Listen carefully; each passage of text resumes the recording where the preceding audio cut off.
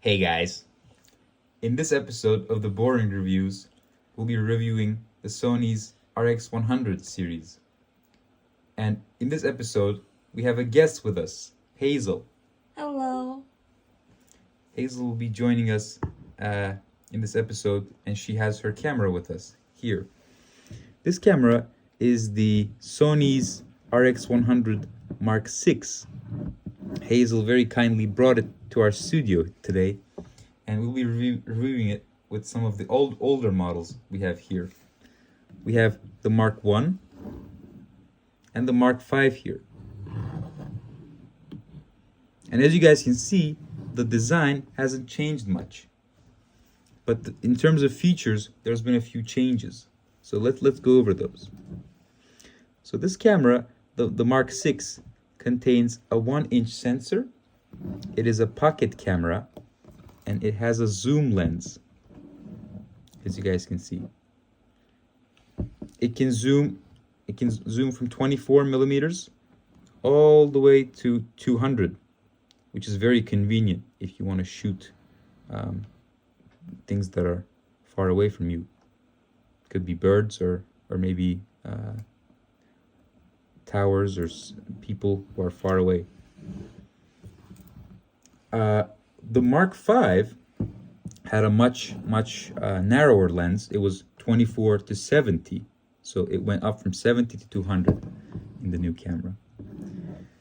The thing that's very nice about these cameras, the RX100 cameras, is that they're very small, very easy to carry around, especially you're traveling or you're out in the street doing some photography, street photography.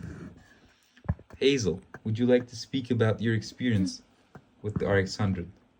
I haven't used this camera for a very long time, but I really like the 20mm lens because it's very convenient if you want to shoot something far away or maybe it's too close. It's not focusing. Oh, and it also has very high frame rate when capturing. If you guys want to capture multiple images, you can do that too. This model here has 24 FPS, so it can capture 24 frames in a second, which is very impressive given that this is a small pocket camera. But I think it's much slower compared to my bigger camera, so I'm not really familiar with that yet. I see. Hazel was shooting with the Sony A7 Mark III previously, and she recently got this camera that we're filming today. And I think in terms of performance, I think this performs well, but obviously not as high quality as that camera. This is a much smaller 1-inch sensor. Nice thing about these cameras is that they are built out of metal. So this frame here is metal. Some of these pocket cameras we have these days are mostly plastic or they're made with materials that's not as heavy duty as this one right here. So this one is a very high quality camera in that sense. Like build quality is pretty nice. Also, it's built in a very compact way. So in this small body, you have a tiltable screen. Let me show that to you guys. The screen can actually tilt. So if you're shooting from your waist, you can actually look here in the screen and then shoot from your waist level. The first model did not have that. It had a fixed screen, as you guys can see. It didn't move. Also, this has a viewfinder, which is very surprising on such a small body, as you guys can see. This has a viewfinder, a pop-up viewfinder that you can use. And if you move your eye close to it, it will turn the screen off and you can see with the viewfinder. And if you close this, it's going to close the camera. I'm just going to turn the camera off, as you guys can see. The earlier model, the Mark V, also had a viewfinder, but I think it was a bit different than this one. Let's compare the both. Yeah, as you guys can see, I think this one's a bit narrower, but I'm not sure. Maybe slight difference there. But yeah, these are really useful if you're trying to focus into something and you can't see it clearly from the screen.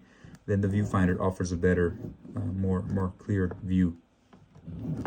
But yeah, overall, RX100 series offer very good value for your money because they are very small, very pocketable. The newer models can zoom in very far. They also shoot very high quality video, 4K video, and 20 megapixel images, and they can shoot in very fast rates, 24 frames per second in the latest version. That's why I think this is a very good camera, especially for street photography, travel photography, and it will definitely offer better quality than your phone. Even if you have the latest iPhone, it won't be able to match the quality of this camera. All right, that was our video. Hazel, do you want to say any last words?